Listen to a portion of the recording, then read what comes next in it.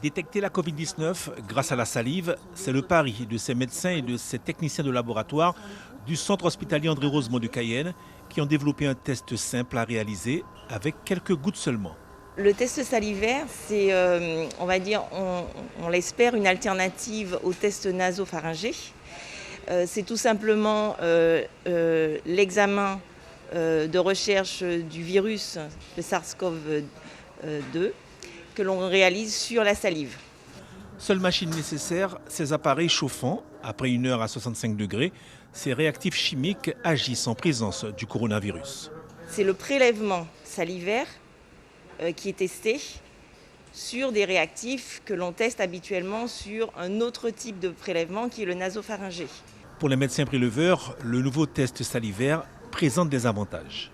Les avantages, c'est surtout la faisabilité, c'est le fait qu'il sera moins invasif, entre guillemets, puisque récupérer de la salive, ça paraît plus facile que d'utiliser un écouvillon au niveau du nez. Et donc forcément, l'acceptabilité par rapport aux patients qui vont plus facilement accepter un test salivaire qu'un test nasopharyngé. Aussi efficace que les prélèvements nasaux, ce test est donc désormais effectif sur le site du centre hospitalier André Rosemont de Guyane. Il est même encouragé par la Haute Autorité de Santé qui, lundi dernier, dans un communiqué, a annoncé qu'elle restait attentive aux premiers résultats de ces tests salivaires.